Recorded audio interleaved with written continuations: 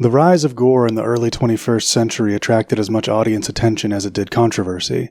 Final Destination, Hostel, Saw, and even the recent Terrifier films all became successful as franchises by leaning into the horror of the death sequences, many of which include nearly unimaginable bodily harm.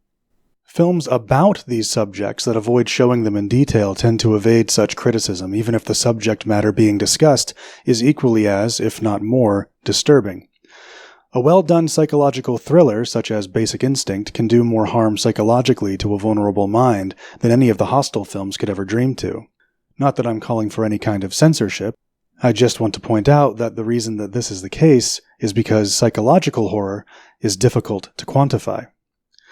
Seeing a car crash in a film makes it easy to point to where the violence occurs. Watching a scene where a mother describes the horrific things she felt while inside the car can be equally as disturbing to sit through, but is drastically more evasive to identify as a horrific moment that innocent minds must be protected from. This brings us to the topic of today's discussion, Red Rooms from 2023. Red Rooms is a movie almost entirely about violence. The twist, however, is that violence doesn't appear at all in the film. There isn't so much as a bruise visible in Red Rooms. However, it remains one of the most violent and horrific films I can remember from 2023. Red Rooms disturbs you in a way that none of the aforementioned gore franchises achieve, raising the question, how? Red Rooms completely disconnects the viewer from violence in the film, but uses a well-crafted narrative from the perspective of a highly intelligent, non-violent sociopath to create a suffocating atmosphere of constant tension, making every moment up until the horrific conclusion a nightmarish view of the world. These people exist, they are out there, and some of them collect victims as a hobby. In this analysis of Red Rooms, I want to present some subtextual aspects from the film that add to its disturbing nature but could have easily been missed. Many of the elements that make the film haunting are readily apparent, but here I want to discuss mainly Clementine's relationship with innocence and Kellyanne's relationship with violence. Red Rooms, as presented, tells the story of the tech-savvy, burgeoning model Kellyanne and the vagrant-esque, sympathetically naive Clementine, attending the trial of an accused serial killer. We see their journey throughout the trial and how they react to the evidence, culminating in Kellyanne becoming involved in the court case so intimately the proceedings are declared a mistrial and must be reconducted. The alleged killer these women are so taken with is named Ludovic Chevalier, whose alleged crimes earned him the media-prescribed moniker, the Demon of Rosemont. Chevalier was accused of kidnapping 3 young, affluent girls from the Rosemont community, hence the name. For 2 of the girls, Red Room videotapes were discovered, a Red Room tape being equivalent to a snuff film, except that Red Room videos typically include torture for the entertainment of a paying audience. The only girl without a Red Room tape, and therefore the only one not confirmed dead, is Camille, who becomes a major plot point of the film despite her never making an actual appearance. The Demon of Rosemont, Chevalier, targets young, blonde, blue-eyed girls from well-to-do families. Immediately, the film presents its artistic decision to keep the violence off camera by detailing the horrific crimes in the opening statements of both the script and the prosecutor. The prosecutor gives us jarring details of the horror the killer inflicted upon the Rosemont girls. Genital mutilation, limbs not cut but torn off, X-Acto knives used to slit their eyes. These descriptions are revolting, wince-inducing, the type of horror only the most evil of what we unfortunately must still call mankind could carry out simply for pleasure. Already, the film presents off-screen violence that gets you squirming in your chair. Though just how it's more difficult to quantify violence in a film when it's off-camera, Clementine will not find these descriptions convincing. De toute façon, l'homme dans la vidéo, il porte une cagoule, fait que comment ils peuvent dire à 100% que c'est Ludovic?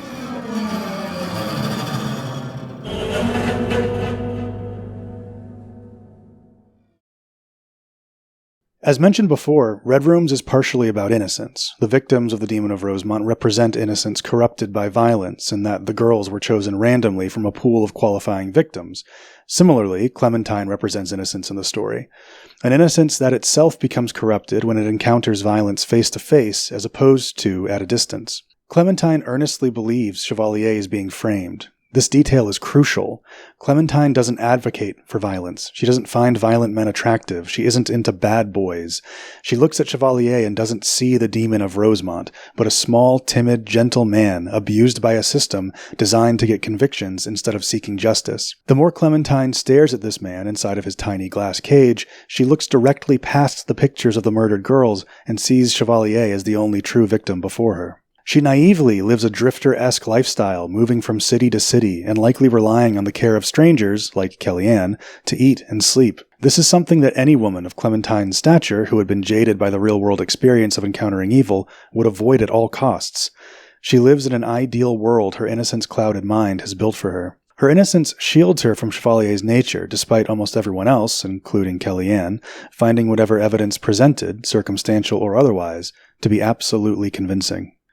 Just as Clementine is unable to see through to Chevalier's true nature, she is equally incapable of seeing Kellyanne for who and what she is, a dangerous sociopath. After meeting at the trial, Clementine even begins to view Kellyanne in an enviable light. High society, only drinks champagne, an elegant fashion model on the rise, highly intelligent, and, most importantly, Clementine wholeheartedly believes Kellyanne sees Chevalier the same way that she herself does, another victim of a corrupt system. The poetry of Clementine's arc is that, while it's Chevalier who ripped the innocence away from the Rosemont victims, it's Kellyanne, not Chevalier, who corrupts Clementine's innocence. A live talk show discussing current affairs has a segment on Chevalier. Seeing this, Clementine decides to share her innocence with the world by calling in to convince the panel of the show that Chevalier is the true victim. Kelly tries to convince her not to. By now, we as the audience are somewhat, if not fully aware, Kelly is aware of Chevalier's guilt, but Clementine still has no clue. Like a child who's never thought about an answer to the question, why do you trust your parents, Clementine becomes frozen when faced with any pushback whatsoever on her default belief that no one could act in the way Chevalier is accused of. She's ridiculed and offered a free consultation by the therapist on the panel. Shaken by the shame of learning the country at large views her as a brainwashed sycophant, it's then Kellyanne who finalizes the destruction of Clementine's fantasy. Clementine, still clinging to her innocent view of the world, accepts Kellyanne's challenge to watch the Demon of Rosemont's Red Room tapes, betting that her unwavering faith in Chevalier would remain intact. However, when she sees firsthand the horror of the violent acts, we see in her eyes her world is collapsing. A commentary on how proximity to violence affects our thoughts on the act, which is exactly how the film presents violence to us, from a distance. Seeing the morbid details on screen destroys Clementine's belief in the world being anything but a cruel and dangerous place.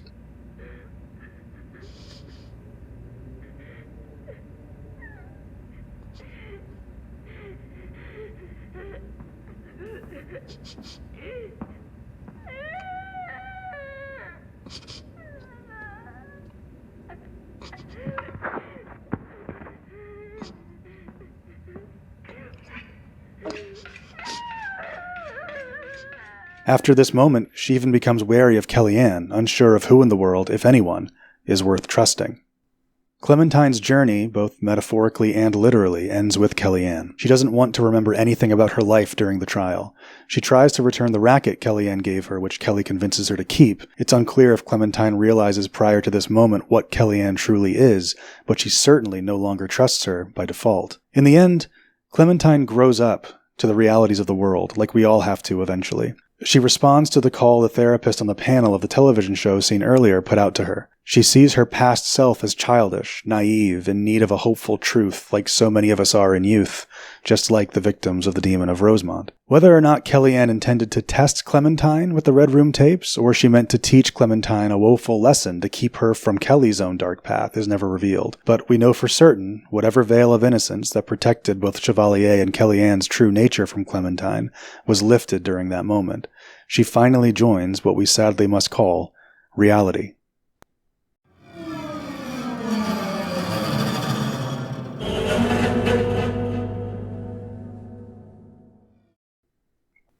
Meet Kellyanne, young, intelligent, beautiful, disciplined, armed with a budding modeling career destined for success and a well-earned spot on the fast track to high society. Kelly finds herself fascinated by a local trial concerning an alleged brutal killer. But, as we soon learn, this is no coincidence.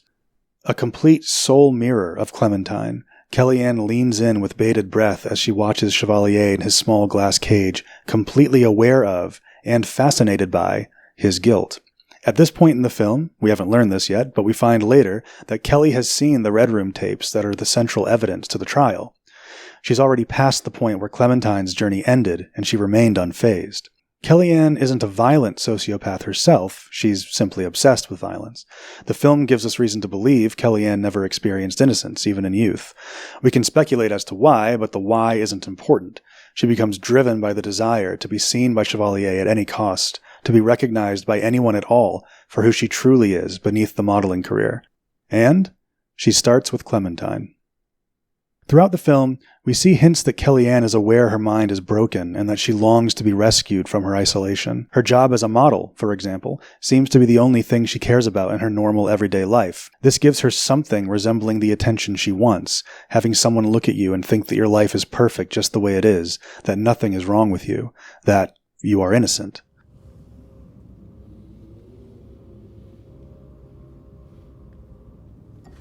Kellyanne sees Clementine as a potential candidate for the deeper recognition she truly desires. She invites Clem into her house, albeit as a last resort. She introduces Clem to her hobbies, though that doesn't go so well. Clementine ribs Kellyanne about her peculiarities, her distaste for avocados, and the caloric precision with which she determines what alcohol to drink. But Kelly doesn't seem to mind. Kellyanne just hopes this will be the connection she's longed for. She does all of the things she thinks are right for making a friend, but to truly be seen by Clementine, Kellyanne must show her why she's so fascinated by Chevalier and gauge Clementine's reaction. As said before, the scene where Kelly shows Clem the Red Room's tapes is a sort of self-test Clementine wants to take to show she truly believes in Chevalier's innocence. But, in a way, it's a test by Kellyanne as well. In this moment, all doubts we may have about Kellyanne's darkness are completely removed. We learn that Kellyanne already possesses the Red Room tapes. It's implied she's had them for quite some time, maybe even from before the trial started, meaning she's had to go out of her way to find them. She's kept up with the Demon of Rosemont. Perhaps because he was a serial killer from an area near her home, perhaps because she was fascinated by his choice of victims, or perhaps she just does this type of thing all the time. We then learn that she's watched the tapes numerous times. Kellyanne is prepared to point out what occurs in what order to Clementine, something that would be highly unlikely from just one viewing. As we learned earlier, each Red Room tape is approximately 30 minutes long. She highlights the moment Chevalier shows his eyes directly to the camera before it occurs, for example. Kellyanne doesn't just know the tapes, she revels in them. She longingly watches the murder tapes for the who knows how manyth time, awaiting Clementine's response, hoping to find someone who can observe the complete decimation of an innocent human and come out the other end exhilarated, instead of disturbed. Our hero basks in the red glow of the tapes as the Rosemont girls are torn apart, while Clementine shows us she is just like the rest of us, a normal, empathetic human. While Kellyanne would have been happy to continue her new friendship with Clementine, we see the breakup of these two and understand this has probably happened to Kellyanne dozens, if not hundreds of times before in her life. She made someone afraid of her, and she perhaps isn't exactly sure what she did wrong. Clementine leaves forever, and Kellyanne continues her journey searching for a kindred spirit.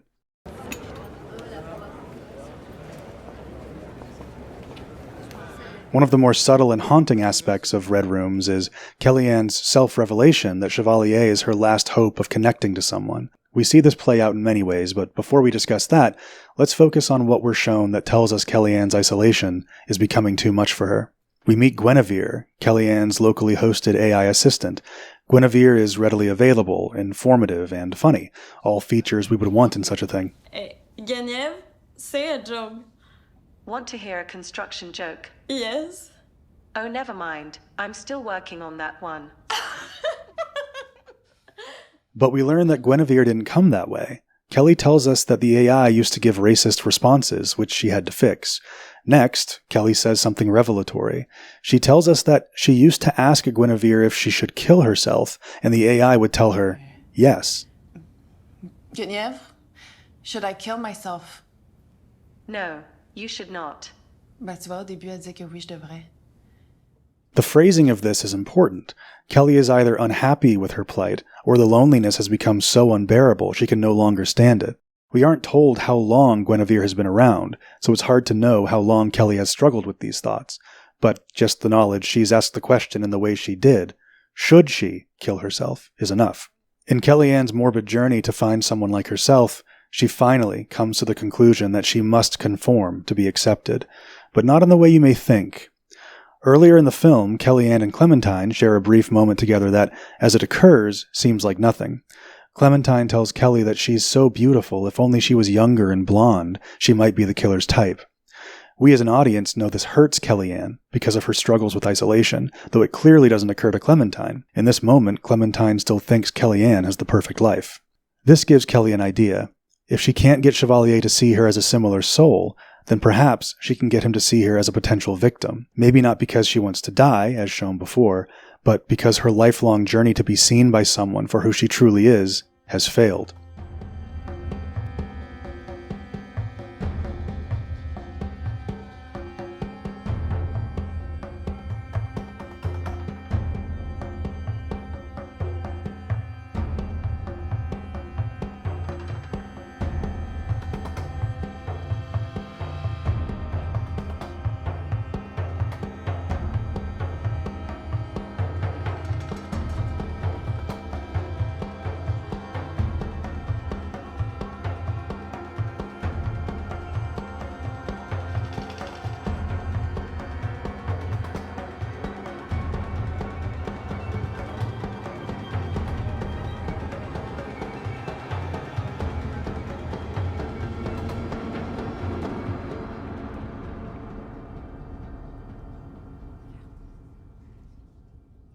She's at the end of her rope. She's now willing to sacrifice her only legitimate source of income, her modeling career, for a brief few seconds of attention from a fellow sociopath.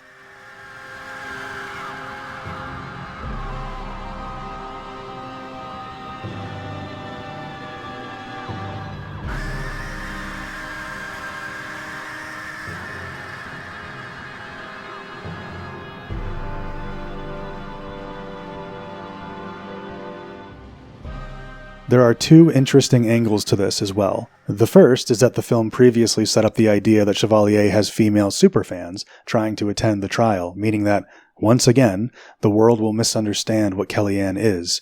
She will yet again be seen as something she's not. Additionally, the idea that the victims are so different from Kellyanne, as pointed out before by Clementine, pushes her over the edge.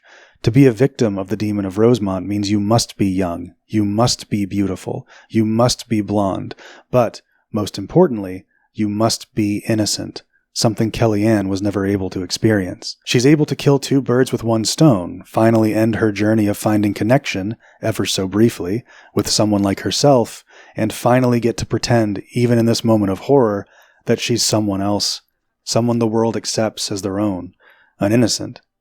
But arguably, the most horrific moment of the film is yet to come. In the end, Kellyanne resigns herself and every dollar she has left to gambling for money to buy Camille's Red Room tape. Ironically, she wins the money by doing exactly what she told Clementine to never do in poker. She relies on luck. We see Kellyanne spiral into paranoia after she's caught by news cameras at the trial, and the Red Room tape seller on the darknet gets her to send a photo of herself to confirm her identity. As a side note that may be interesting to some, the name of the Red Room tape seller is Qing Shi. Qing Shi is the name of a female pirate ship captain from the 18th century. This is notable in two ways.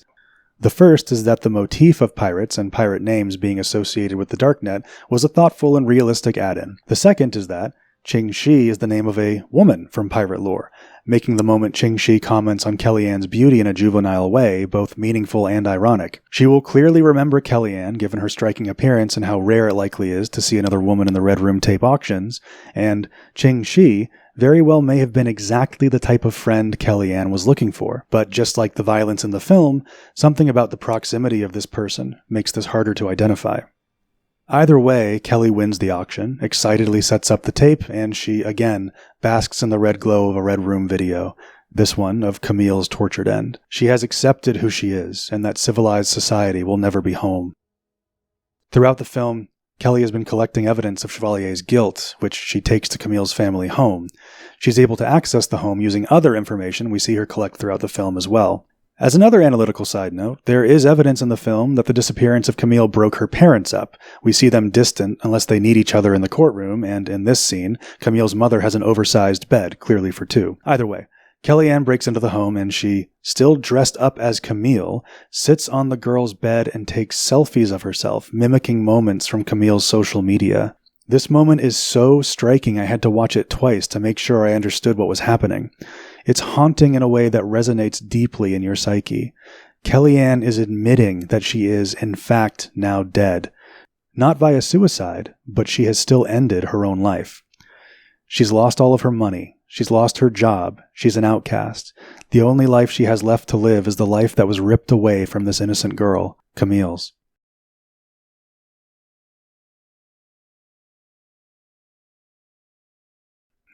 After she receives the attention she desired from Chevalier, Kellyanne is finished with him.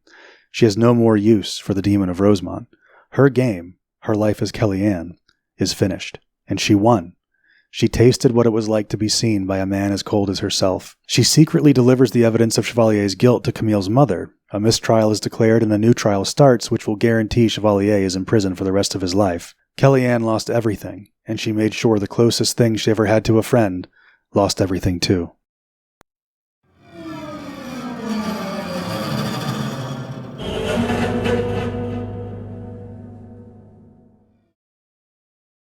There's something juvenile about the gore-centered features such as Hostel, Saw, and Terrifier. Not that I'm passing judgment on them, I've enjoyed all of those franchises. But one of the reasons they don't haunt you, unless you're deeply triggered by gore, is they aren't trying to touch something in you deeper than the surface level. Everyone knows in the primal part of their brain to avoid pain, something these films exploit. In Red Rooms, Kellyanne's treatment of Clementine, her dressing up as Camille, and her going to Camille's home to pose in the girl's bed are psychologically disturbing on an equally primal level, despite there being no on-screen violence. Your brain tells you, she's sick, stay away. These moments have stayed with me for years, while I can't even remember the plot of the most recent Saw movie. You understand there is something demented about Kelly, but like Hannibal at the beginning of Red Dragon or Patrick Bateman in American Psycho, she lives among us, you and me, and has a job with status, causing everyone she meets to look right past her without a concern in the world. In the end, she completely dominates both of Chevalier's trials, ultimately ending his life as a free man and giving closure to Camille's family, all without any possibility of reward. She couldn't be a victim of the Demon of Rosemont, so instead, she made the demon a victim of Kellyanne.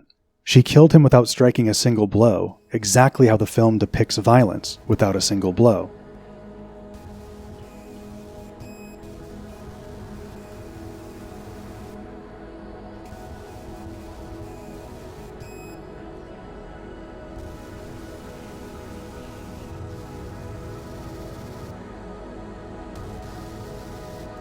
Red Rooms gives you everything you could want in a psychological thriller.